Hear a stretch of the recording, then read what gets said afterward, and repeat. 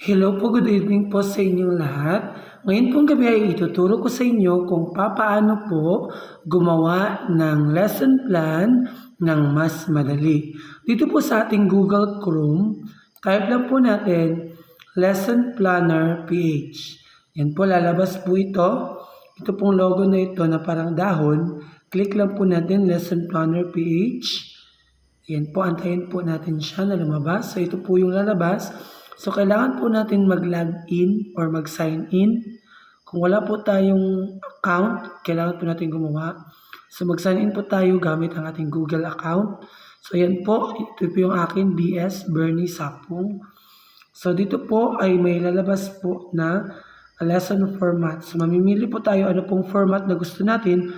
4As, 5Es, 7Es. So, halimbawa, pipili po ako ng 4As.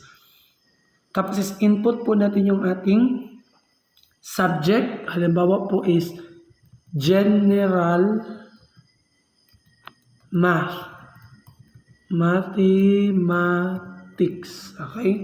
Mathematics. Then, ano pong grade level? Halimbawa po is grade 11. Tapos, yung objectives po natin, kailangan po natin i-type. So, copy-paste na lang po natin yung objectives. Halimbawa, yung objectives natin is performs addition, subtraction, multiplication, division, and composition of functions. So, halimbawa po, ito po yung objectives natin, yung competency natin. Copy po natin siya. Okay, so we'll copy-paste this one. Copy. Alright, so we will copy-paste it here. Okay, so ayan na po. So, na-copy-paste na po natin siya. Tapos, mamimili po tayo either English or Filipino. So, since the medium of instruction in mathematics is English, we will choose English. Then, after that, generate lesson plan.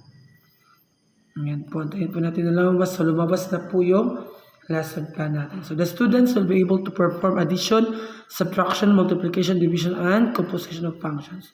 So, ayan po, meron na po siyang learning across curriculum, physics, economics, computer science. With motivation na po siya, with activities, rubrics. Ayan po ang lalabas. 10 examples with instructions. So, ang gagawin po natin guys, download lang po natin siya once matapos po siya.